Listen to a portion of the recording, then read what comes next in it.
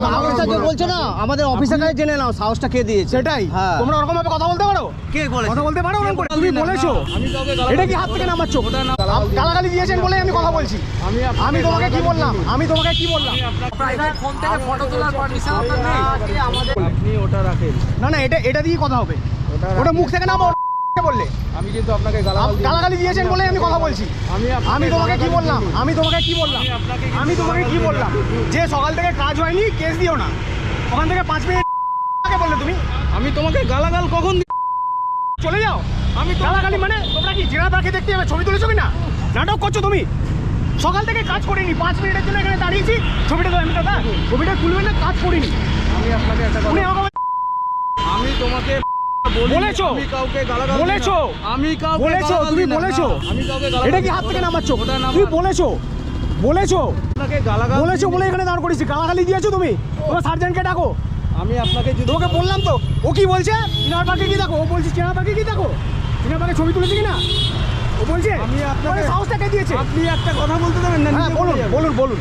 আপনি no parking এ দাঁড়িয়ে আছেন। নো পার্কিং এ দাঁড়িয়ে আছি। আপনি নো পার্কিং এ দাঁড়িয়ে তুমি আছেন। যখন ঢুকছো তার আগে আপনাকে ওখানে 5 মিনিট আমি দাঁড়াইনি। 5 মিনিট একটা ভাড়া নামিয়েছি ওইখানটায়।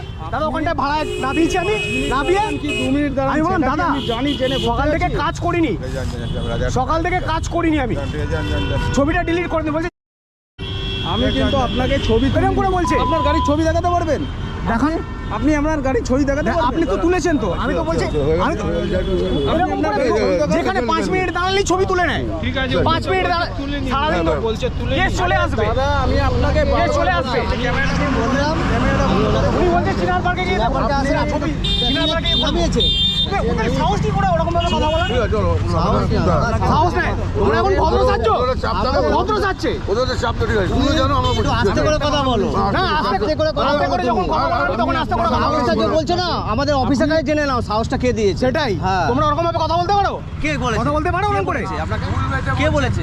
অফিসারকে জিনিয়ে দাও, এটা বলা না ঠিক আছে আমাদেরকে পাওয়ারটা ও আমাকে বলছে যা করা চিনার পার্কে গিয়ে ছবি দেখো। First of all, you are a marshal. You are no one to speak with using vulgar language. আপনি ইংলিশ বলেন কিনা জানি না। আপনি একটা মার্শাল হয়ে ওর ফটো তুলতে পারেন না। প্রাইভেট ফোন থেকে ফটো তোলার পারমিশন আপনার নেই। প্রাইভেট ফোন থেকে একবার ফটো বলেনি। আমি তোলার বলেছি দাদা পারমিশন আছে। আমি ওখানে নামিয়েছি। আমি ভিডিও করতাম না। আমার ক্যামেরাটা ছিল এখানে। আমি ভিডিও কিছু করতাম না। আমি বেরিয়ে যাচ্ছি। ঠিক আছে তাহলে আমি এখানে এরকম করে বলছে।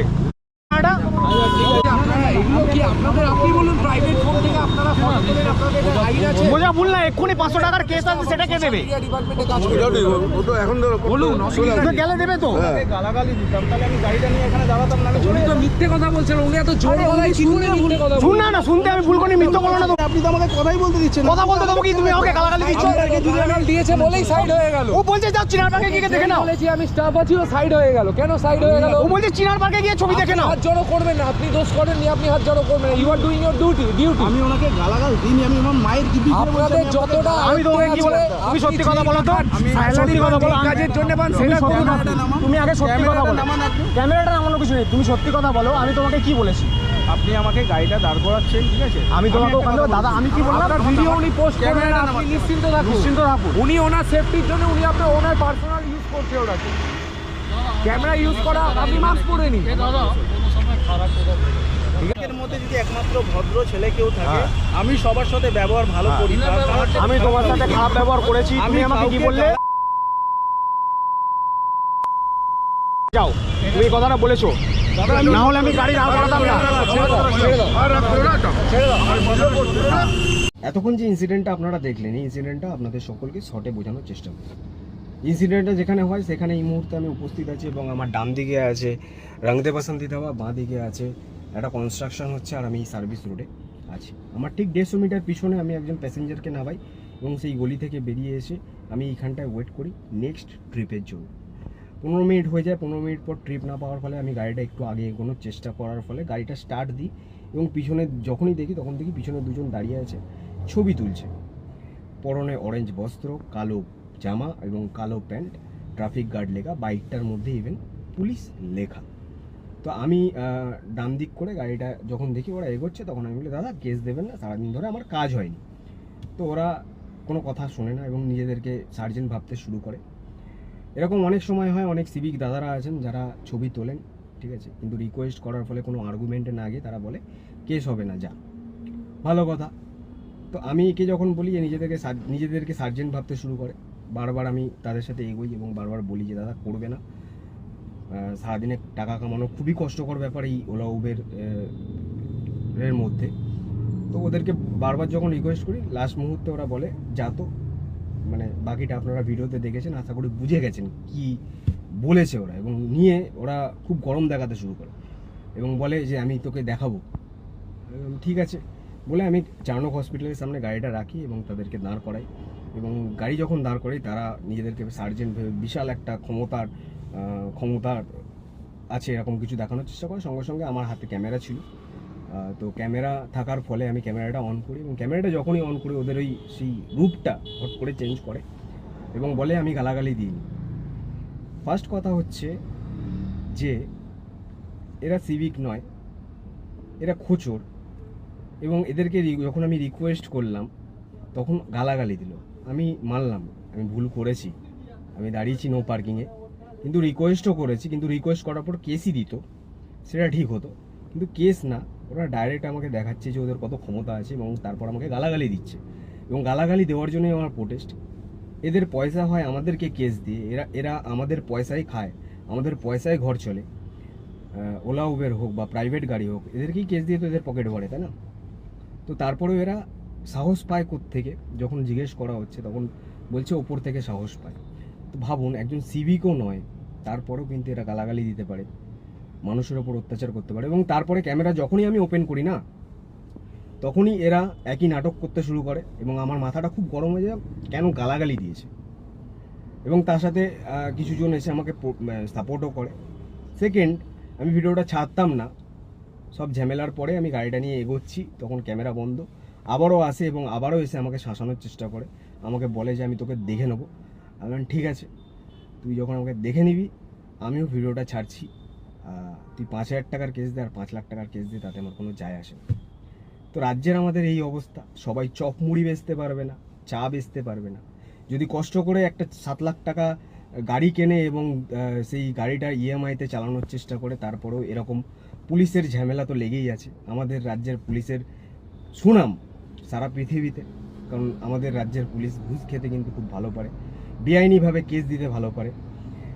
আমাদের মানে দিদিকে একটাই কোশ্চেন মাননীয় মুখ্যমন্ত্রীকে, যে আপনি তো মানে আছেন এই জায়গায়, আপনি পুলিশদের এতটাই পাওয়ার দিয়েছেন যে আমরা সবাই তো আর মুড়ি বেচতে পারবো না, চা বেচতে পারবো না, আমরা কেউ আছি গাড়ি চালাবো, জোম্যাটো সুইগি করব।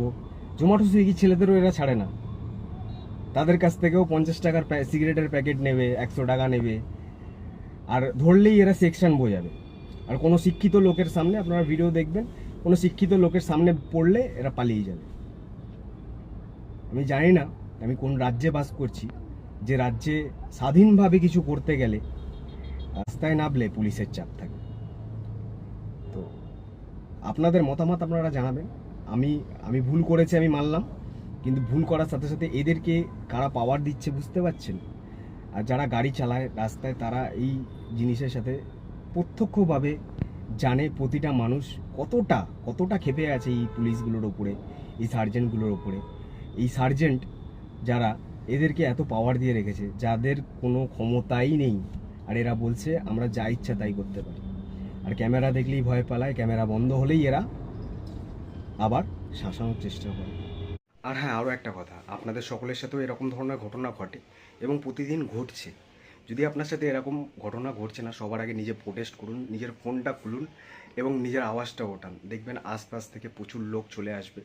যেমন আমার পাশেও কিন্তু অনেকজন দাঁড়িয়ে গেছিলো, যখন আমি প্রোটেস্ট করতে যাচ্ছিলাম তখন আমারও একটু ভয় লেগেছিলো, হয়তো আপনাদেরও ভয় লাগবে, কিন্তু নিজের যে সত্যতা, সেই সত্যতাটা প্রোটেস্ট করার জন্য আপনাকে সবার আগে নিজের মুখ খুলতে হবে। যদি নিজের মুখ না খুলতে পারেন তাহলে এদের অত্যাচারের শিকার আপনাকে হতেই হবে। এরা কিন্তু এদের সাথে মানে যখনই আপনি মুখ খুলবেন না, তখনই এরা পালিয়ে যাবে, ঠিক আছে? তো আজকের পর থেকে আপনাদের সাথেও যদি এরকম ধরনের ঘটনা ঘটে, সবার আগে না নিজের মোবাইলটা খুলুন, নিজে একা যান, আপনি সামনে এগিয়ে যান, দেখুন আপনার পিছনেও 10 জন এসে দাঁড়াবে এবং আপনাকে সাপোর্ট করবে। আপনি যদি সত্যতার পথে কথা বলেন, নিজের যে হাকটা আছে মানে বলতে পারেন, আপনি ভুল করেননি সেটাকে প্রমাণ করেন, তাহলে লোক দেখবেন আপনাকেও সাপোর্ট করবে। আর আপনাকে সাপোর্ট করার সাথে সাথে এই খোঁচড়, এই সিভিক পুলিশের অত্যাচার থেকে আমরা হয়তো মুক্ত হতে পারবো। প্রতিটা মানুষকে তার জন্য ভিডিও করতে হবে, প্রতিটা মানুষকে এই অত্যাচারের জবাব দিতে হবে। আশা করছি আমার ইমোশনটা আপনারা বুঝতে পেরেছেন। এবার আপনাদের ওপর, আপনারা শেয়ার করবেন কি লাইক করবেন কি কমেন্টস করবেন। Thank you.